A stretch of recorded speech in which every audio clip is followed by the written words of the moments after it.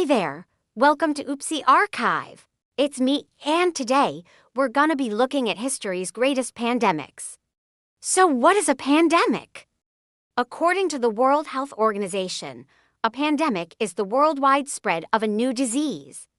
And throughout history, there have been many notable ones. The Black Death in the 14th century, smallpox in the 18th century, the flu pandemic of 1918, SARS in the early 2000s. These are just a few of the plagues that have swept across the globe and wiped out millions of people. Today, we're going to be taking a look at some of these historical pandemics.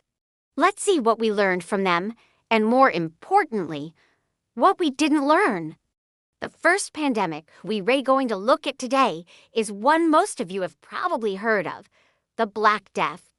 Also known as the Bubonic Plague, the Black Death was a terrible pandemic that occurred in Europe from 1346 to 1353.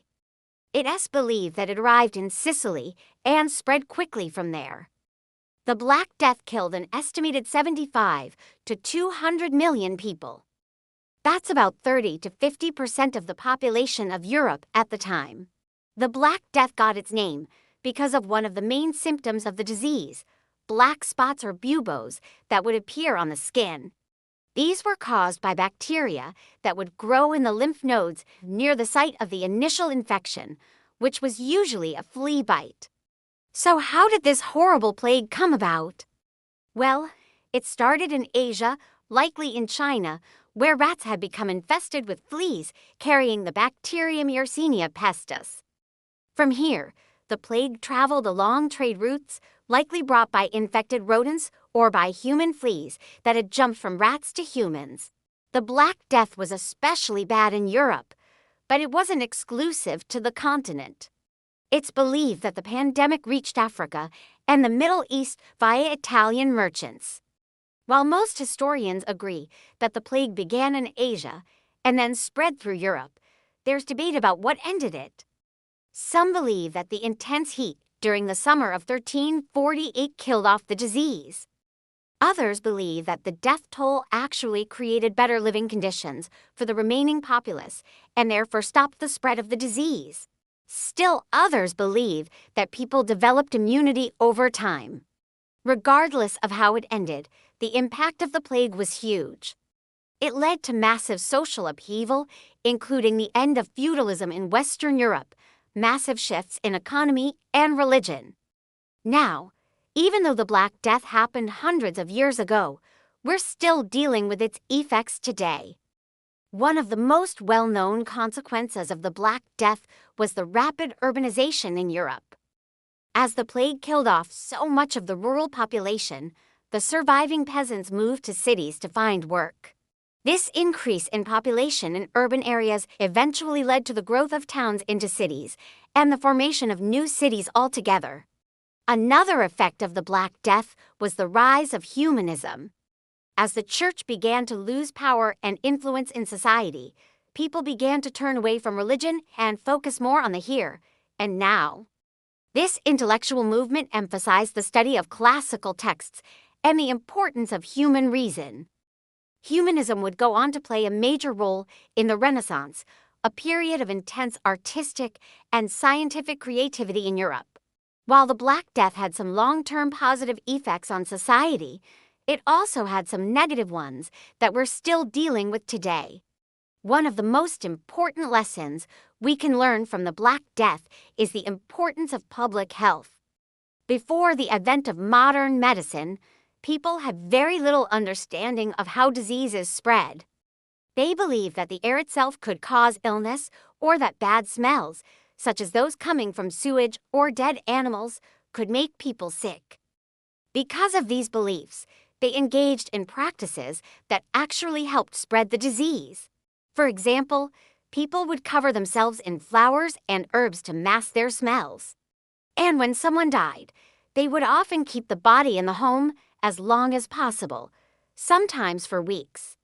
Obviously, these behaviors did not help stop the spread of the disease. In fact, they made things worse. It wasn't until the mid-19th century that people finally began to understand the germ theory of disease, the idea that microorganisms cause illness. This discovery revolutionized public health and led to the development of vaccines and other disease prevention methods.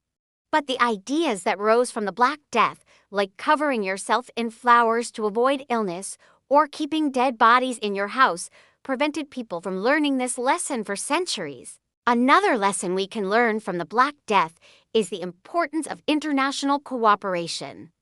The plague first emerged in Asia, but it was the trade routes connecting Asia, Africa, and Europe that allowed it to spread so quickly. If countries had worked together to stop the spread of the disease at its source, it's possible that the pandemic could have been contained. But unfortunately, countries were not willing to do this. They were too busy fighting each other in the 100 Years' War to worry about a little old plague. This lack of cooperation led to the deaths of millions of people. The Black Death is a clear example of how a disease doesn't care about national borders. It will spread wherever it can. Therefore, international cooperation is essential in stopping the spread of disease. If countries had worked together to stop the Black Death, it's possible that it could have been prevented altogether. A more recent pandemic that we can look to for lessons is the Spanish flu pandemic of 1918. The Spanish flu was an unusually deadly outbreak of the influenza virus. It is estimated that over 500 million people became ill with the virus and 50 to 100 million people died. That's about 5 to 10% of the world's population. The pandemic began in March of 1918 and lasted until April of 1920. The virus was especially deadly to young adults between the ages of 20 and 40. The Spanish flu was caused by a type of influenza virus called H1N1. This virus is still around today and causes seasonal flu epidemics. However, the strain that caused the 1918 pandemic has not been seen since. Where the virus came from is still unknown, but it likely originated in pigs and then spread to humans. At the time, the United States was in World War I, and soldiers were crowded together in close quarters, which helped the virus spread.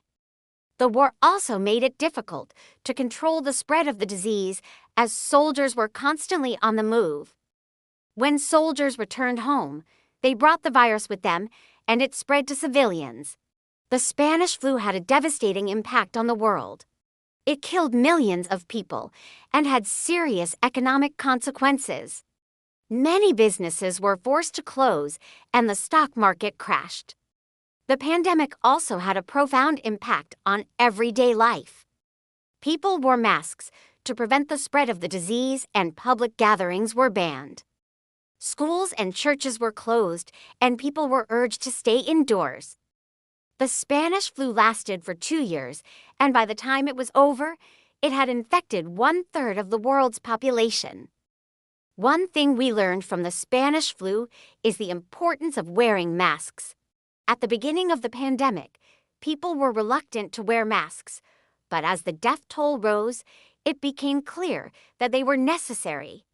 Today, we have even more evidence that masks work to prevent the spread of disease.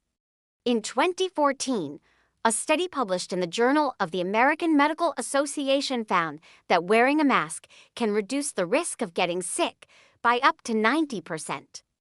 Despite this evidence, some people still refuse to wear masks. This is not only putting themselves at risk, but also the people around them. Another thing we learned from the Spanish flu is the importance of social distancing.